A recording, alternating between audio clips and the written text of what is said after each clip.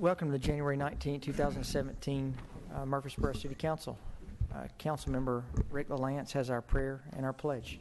All right, if you guys bow with me. Lord, we come to you tonight, and as always, we ask you for wisdom in our thoughts and wisdom in our decisions, and it always help us to keep our eye on the ball and headed in the right direction for the citizens. We hope that you'll be with those citizens that need you tonight in all kinds of ways, and be with our police and fire and our military as always. Amen. Amen.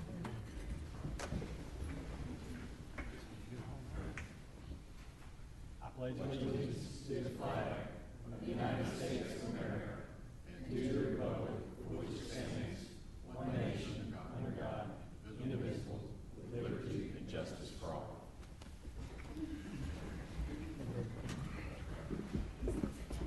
I have just a few ceremonial items. Want to offer condolences to past Vice Mayor and Councilmember Ron Washington on the passing of his father. I think we've all gotten an email letting us know of the arrangements. So, Ron, you're in our thoughts and our prayers. You also have a Planning Commission special meeting on the Historic Bottoms study. That's going to be Monday at 11 a.m. in room 218 here at City Hall. So I want to invite whoever wants to come out for that. And very important meeting this upcoming Tuesday regarding West Park. That's going to be from 5 to 7 at Blackman High on January 24th. And one non-ceremonial item, but as we talk about Blackman, thank everyone for coming out. We had a phenomenal turnout at our town hall listening session in the Blackman community. I think there were a couple hundred people there, and all great comments, all very constructive comments, and so we appreciate everyone coming out. We are going to have a list of our questions from that meeting. We'll have our answers back from staff, and we're going to post those on the city website and also on our different social media sites. So you have the consent agenda in front of you. Oh, and one more item is to put on your calendar is Miracle Field will be. I just got this email. There's going to be a ceremony for the Miracle Field grand opening noon on the 23rd. So this Monday at noon, David Price will be there. Yeah. Oh, sorry. All right, we'll move into the consent agenda. Consider recommendations of the Community Development Director, Housing Rehab for 1507 River Right Boulevard.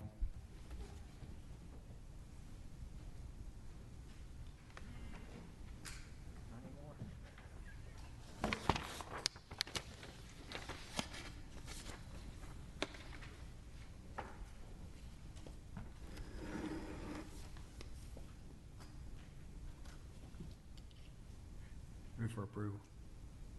Second. Motion is second. Ms. Wright, please call the roll. Ms. Gels Harris. Aye. Mr. LaLance. Aye. Mr. Shacklet. Aye. Mr. Smotherman. Aye. Mr. Wade. Aye. Mayor McFarland. Aye. You've got the meetings of the December 5th, 2016 special joint meeting of the City Council and the Parks and Recreation Commission for West Park, December 15th, 2016 regular meeting, and January 5th, 2017 special meeting regarding legislative priorities. Any additions or deletions to the minutes? So moved. Second. Motion is second. Ms. Gels Harris. Aye. Mr. LaLance. Aye. Mr. Shacklet. Aye. Mr. Smotherman. Aye. Mr. Wade. Aye. Mayor McFarland. Yeah, there's only 100 people who watch this anyway. Aye. Second reading. Consider for passage on second and final reading ordinance 16OZ61 to zone an area along Asbury Road, Asbury Lane as planned residential development PRD district, Kingsbury Development, simultaneous with annexation 2016-455.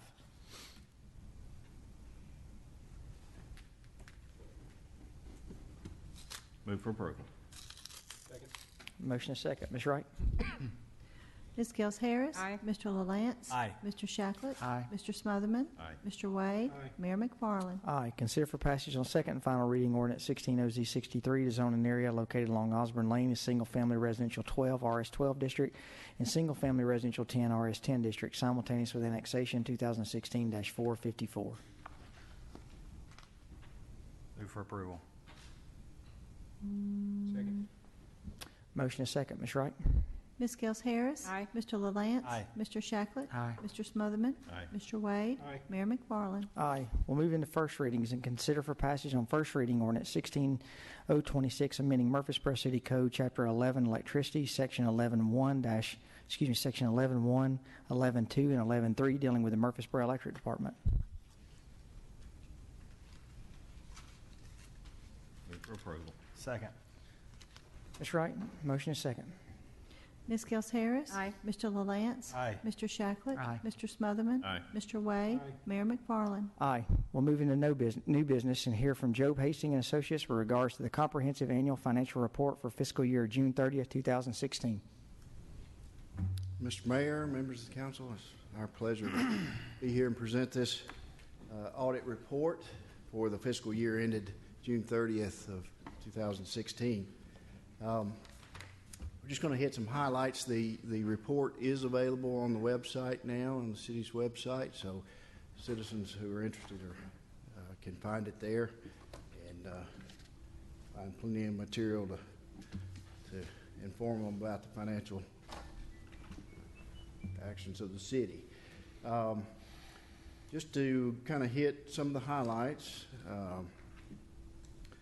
the report as submitted last year once again received the Certificate of Achievement for Excellence in Financial Reporting. That is issued by the Government Finance Officers Association in Chicago. What that says, for those who aren't familiar with it, is that the city is exceptionally open and transparent in their financial reporting, and they have met the high standards that are set by that body. And as for 18 years in a row, the city has won that award, and that's to be commended. There's still only a handful of cities in the state that actually achieve that award, so it's something to be proud of. Once again, for the year, we have issued an unmodified or clean opinion on the city's financial statements. You'll see this is quite a report. It's almost 200 pages long, so there's a lot of information in here. And as I said, it's something that you can really dive into. But if I was just wanted an overview of the financial highlights for the year, on page 3, there's a report that begins there. It's the management's discussion and analysis. That goes for about 20 pages, and that gives all the highlights of the financial workings of the city and a lot of information on the economy and other things that might interest someone looking at this report. Over on page 23, there is the statement of net position, and that is the assets and liabilities of the city. This view of the city includes all assets, including infrastructure and fixed assets, buildings. Everything that's covered under the city would be included here. And you'll see the total assets as of June 30th of 16 are over $1.7 billion. The liabilities there are $556 million, and the total net position or net worth of the city would be $1.1 billion as of the end of June.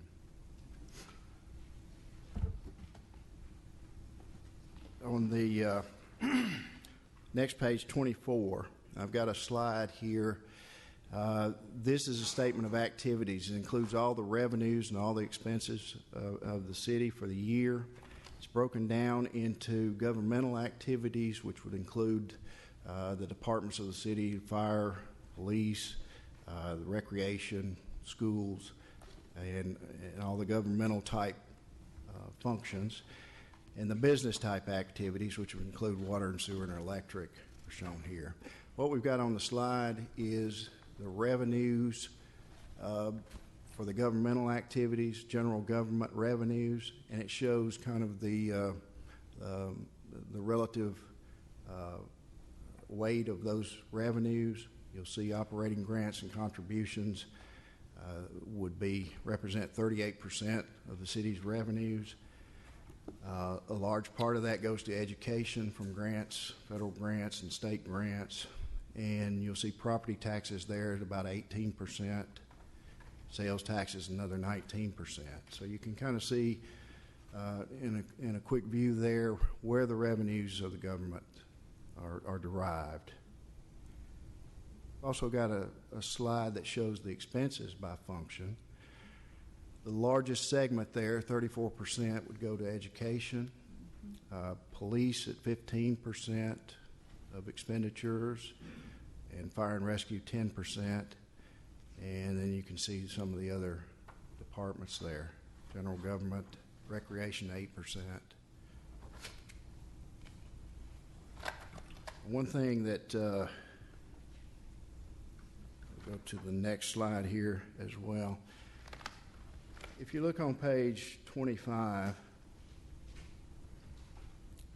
this is a balance sheet on the fund statement, and this balance sheet excludes infrastructure and fixed asset. It only includes assets that are relative to the budget, that can be spent for the budget.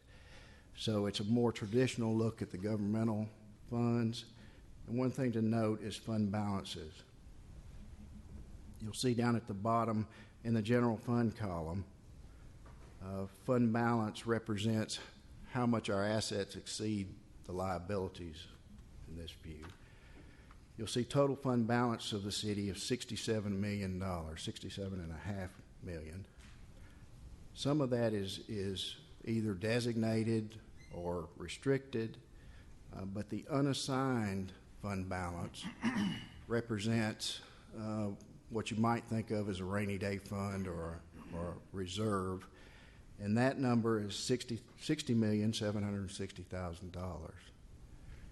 And as you see on the screen, that shows the last 10 years of growth in that unrestricted or unassigned fund balance. You can see it's had a steady growth over the last 10 years, so that's a good financial indicator and displays the financial strength of the city.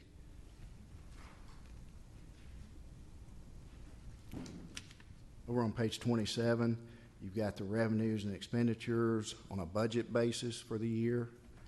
First column being the general fund, and you'll see that total revenues for the general fund were $129 million for the year. Expenditures were $94 million. So there was a net addition to the fund balance for the year.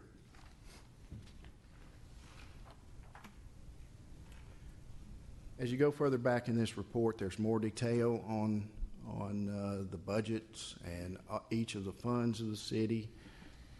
I won't spend a lot of time there, but there is more detail for anyone interested as you go further back. Beginning on 47, there's footnotes to the financial statements that tell about the city's accounting policies. There's information here on the debt of the city, information on the pension plans for the employees, information on investments that the city holds.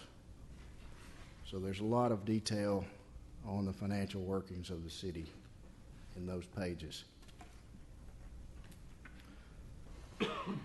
Back in the statistical section, which is way in the back, it starts on page 150. There are quite a few schedules that show trends for the last 10 years. A lot of different financial information is shown, like property taxes over the last 10 years.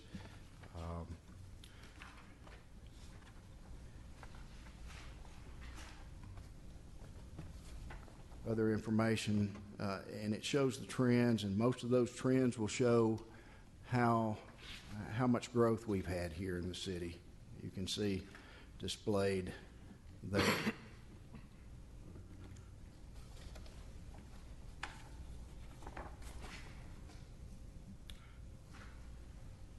And beginning on page 177,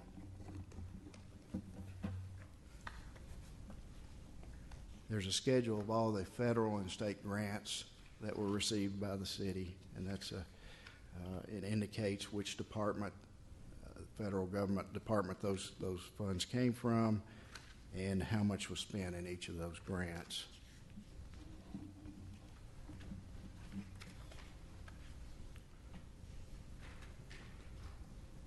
And the last thing I'll indicate that page 185, there's an overall summary of the audit. And again, it says that we had an unmodified opinion, that we had a clean opinion. It gives any indication of any recommendations we made, and those are all pointed out as you go back into that section.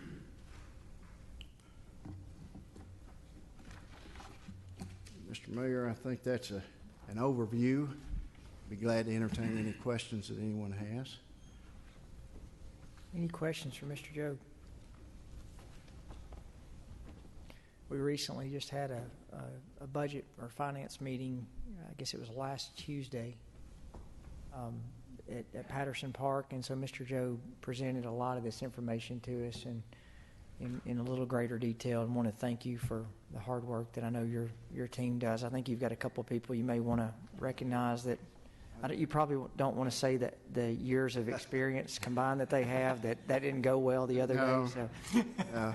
I'll say they have a lot of experience. And my colleagues Suzanne Vandiver and Molly Patrikas are with me, and they do a fine job.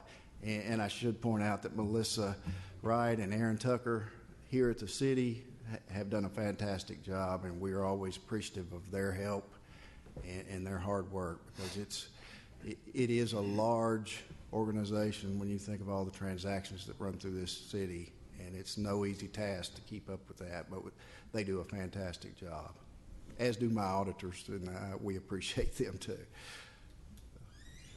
Any questions for Mr. Jobe? How many consecutive years has our audit been awarded or recognized? 18 years, and that was through last year, and we've submitted this one for that same award, and we expected to get it too. I remember years ago, Mayor Bragg's dad, had a conversation with him one time, and he said, if you want to understand government, understand the finances. And there is so much information in this document. If you want to get into the weeds and figure out and dissect the animal, you can dissect it. But if you can get a great overview for people that are trying to get a picture of how our government functions, taking money in and spending money, this is a great snapshot, and it provides you more information than you can imagine. And Mr. Jobe and his firm are to be commended for the work that they do, not just in this particular year, but in that having that security of being able to reflect upon how we have proceeded in the growth of this community financially. It's an amazing document, and you need to be commended for sure. Thank you, sir. Mr. Jobe, and I want to tag on that, but really just to say, with your team and with your entire team, with your auditors, with Ms. Wright, Ms. Tucker, I think something that the council, we all can say we appreciate is just the transparency that we get from all the information. So we greatly appreciate that, and I think the residents do too, because when they see that audit, they know the people that have looked at it. It's a task. Thank you. And that award does say that you've done much more than the minimum disclosure in this report. It's not just it would meet the state requirements with much less than what's in here. So it's a transparent document and shows a lot of information to the citizens. Thank you, Mr. Jobe. Thank you. Mayor, could we get a motion on that to accept that into our records? So moved. Second. Motion is second. Ms. Wright? Ms. Gels Harris? Aye. Mr. LaLance? Aye. Mr. Shacklet? Aye. Mr. Smotherman? Aye. Mr. Wade? Aye. Mayor McFarland? Aye. Consider recommendations of the Human Resource Director regarding transition to arrears payroll for City of Murfreesboro employees. Mr. Godwin. Good evening, Mayor and members of Murfreesboro City Council. Pleased to be with you this evening. Also in attendance with me this evening is Mr. David Herndon, who's Senior Account Executive with Kronos. I'd like to talk about the presentation this evening as a high-level overview, since City Council has had the opportunity on 2 previous occasions at its retreats in September of 2016, as well as a recent finance retreat, to hear about project details of the transition to payroll in arrears. So I would call Council's attention to page 3 of the regular agenda item. Incidentally, there will be a resolution for this transition following this presentation. Employee eligibility and projected effective date of transition is outlined on page 3. There are 993 full-time employees involved in this particular presentation for the participation in the transition to arrears. You'll note also that the fiscal impact, primarily with this agenda item, deals with the transition cost associated with the programming for Kronos hours, which would involve approximately 100 hours of configuration and consulting time. Human resources would also be involved in that same number as a parallel of hours with working on this project. And then the aggregate cost gross for the transition is $1.9 million based on current payroll. Council will note also on page 4 that there's a gross pay estimate summary table available broken down by payroll cycle. So with this presentation, it is recommended that City Council approve the proposal to transition to arrears payroll, which provides for Kronos to begin work on the configuration, testing, and implementation for an effective date of no sooner than April the 2nd. However, that would be determined, of course, by progress made during the testing phase. I am available for questions at this time, if there are any. Mr. Godwin, I met with a group of employees last night, as a matter of fact, and sat down for 3 or 4 hours just listening to the different employees. And do we feel like the payroll and arrears cycle, I think we've all heard of some of the Kronos issues with the checks. Do we feel like this will take care of some of those issues? Yes, Mayor, I'm very confident that a majority of the issues that employees have raised about the inability to predict their time card and their payroll advice statements clearly would be solved by moving to arrears. Okay. There's no more questions. I'll thank you for putting together all this information and giving us good options, you guys, and ultimately I think we came to a great place, so I'll move for approval. Thank you. Motion is second. Ms. Wright? Ms. Gels Harris. Aye. Mr. LaLance. Aye. Mr. Shacklet. Aye. Mr. Smotherman. Aye. Mr. Wade. Aye. Mayor McFarland. Aye. Thank you Yes, so several. Thank you, Mr. Godwin. Thank you, Mayor. Well, so you've approved the resolution. We'll now move to beer permits. Ms. Wright? We have 2 beer permits tonight. One is a special event permit for the Discovery Center for 2 events, one on February 7th, one on April the 7th. This application is in order and we recommend approval. The other application is for a new restaurant at 114 North Church Street. They do have a few building codes inspections they need to finish before we could issue the permit. If you approve it tonight, we will issue that upon the completion of those inspections. We also recommend that application for approval. It is in order.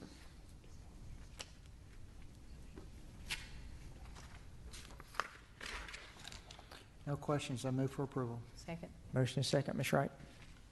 Ms. Gels Harris. Aye. Mr. LaLance. Aye. Mr. Shacklet. Aye. Mr. Smotherman. Aye. Mr. Wade. Aye. Mayor McFarland. Aye. We don't have any board and commission appointments. Any statements that need to be paid? Not tonight. No bills that need to be paid? Any other business for staff or city council? I would want to clarify one thing, as it's been pointed out. The grand opening for Miracle Field is actually going to be later in the spring.